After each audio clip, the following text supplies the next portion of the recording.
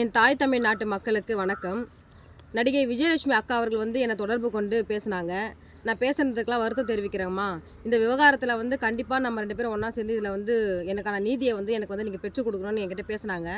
பாதிக்கப்பட்ட பெண்ணுக்கு எப்போவுமே இந்த வீரலட்சுமி உறுதுணையாக நிற்பேன். அந்த அடிப்படையில் நடிகை விஜயலட்சுமி அவர்களுக்கு எமது தமிழர் முன்னேற்ற படையும் நானும் அவங்களுக்கு நீதி கிடைக்கிறதுக்கு உறுதுணையாக நிற்போம்.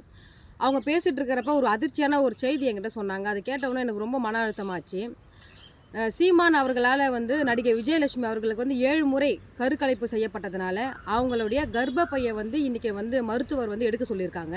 ஏன்னா கர்ப்பப்பையை அதிக அளவு இன்ஃபெக்ஷன் ஆகி பாதிப்பு ஏற்பட்டு இப்போ அவங்க 2 மாதத்துக்கு முன்னாடி கூட அவங்க மருத்துவமனையில் அனுமதிக்கப்பட்டு மருத்துவருடைய ஆலோசனை கேட்டிருக்காங்க. அதை என்கிட்ட சொன்னாங்க நேற்று. அது கேட்ட உடனே எனக்கு ரொம்ப அதிர்ச்சியாக ஆயிடுச்சு, மன அழுத்தமாக ஆச்சு.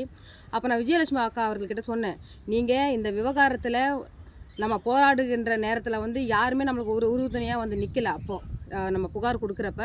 ஆனால் உங்களுடைய பாதிப்பு நாட்டு மக்களுக்கு தெரிஞ்சு கண்டிப்பாக ஒரு நாள் தமிழ்நாட்டில் இருக்கிற மக்களும் தமிழ்நாட்டில் இருக்கக்கூடிய பெண் தலைவர்களும் உங்களுக்கு பாதுகாப்பு அரணாக நிற்பாங்க அப்படின்னு நான் சொன்னேன். அந்த அடிப்படையில் நேற்று கனிமொழி எம்பி அம்மா அவங்களும் நாகை எம்பி அக்கா சுதா அவர்களை நடிகை விஜயலட்சுமி அவர்களுக்கு ஆதரவாக குரல் கொடுத்துருக்காங்க.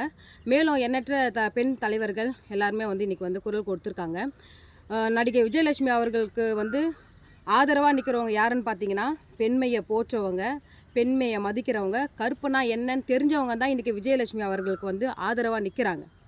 இது 3மே என்னென்னு தெரியாதவங்க தான் இன்றைக்கி சீமான் பின்னாடி நிற்கிறாங்க. இது நாட்டு மக்கள் இதெல்லாம் நினச்சி நீங்கள் கவலைப்பட வேணாம்.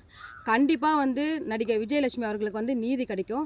அந்த நீதி விரைவாக கிடைக்கிறதுக்கு எமது தமிழர் முன்னேற்ற படை சார்பாக நாங்கள் விஜயலட்சுமி அவர்களுக்காக சென்னை வள்ளுவர் கோட்டத்தில் நான் உண்ணாவிரதம் இருக்கலாம் நாங்கள் ஏற்பாடு செஞ்சுட்டு இருக்கிறோம். இந்த விஷயத்தை நாட்டு மக்களுக்கும் ஊடகத்துக்கும் நான் தெரிவித்துக் கொள்கிறேன்.